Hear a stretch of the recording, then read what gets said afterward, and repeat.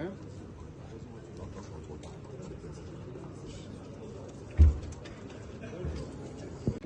are you, my brother?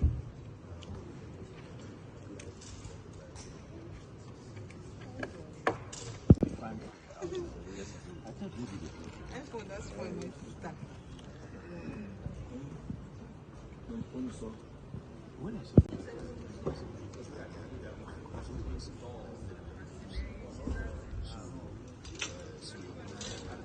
We had hoped that it would come our way, but it has gone the other way.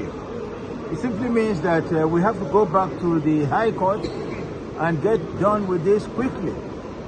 We still have hope. We are not in despair.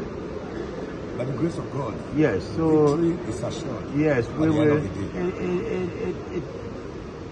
We will lose a little time. We still have to go back. That's all it means. But I'm very consoled by what the Supreme Court said, that he ought not to have been treated the way he was treated.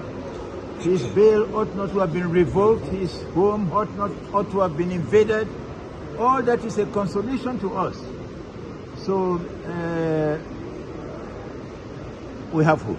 Thank you very much. Thank you, sir. You are an accused person, once you are a defendant, and no matter what excuse you want to bring to hide under the law to say that you should not be tried, the Supreme Court have expressly, unequivocally stated clearly that we don't have the legislation that will vitiate the court from trying a defendant that has committed a crime. You must be tried for every offense you have committed. Exactly, sir. But does this not embolden the security agencies? Because now the court has said that, irrespective of the fact that he was extraordinarily renditioned, that does not subject the trial to be illegality. Does it mean that the security agencies will, moving forward, can do what they like and believe that civil procedures can be filed against them? No, I think that's not the point that the court made. You saw that the court came very heavy on the security agencies, where they have in any way, impaired on the rights, the fundamental rights of the defendant. However, our laws have made very clear provision for remedy. Where there's such infraction on the right of the defendant, then you can, such a defendant can go to the civil court and then seek for civil remedies for the violation of his fundamental rights. And that is why, of course, we have the fundamental rights enforcement, for which the defendant, the respondent, which is the defendant in this case, have actually activated.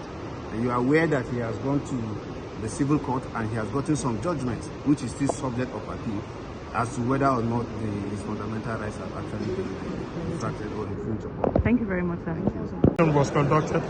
The torture, the treatment meted out to Nnamdi Kanu.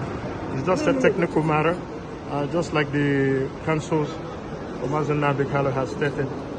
I'm sure they are going back to the drawing board, starting again from the High Court all the way to the Supreme Court.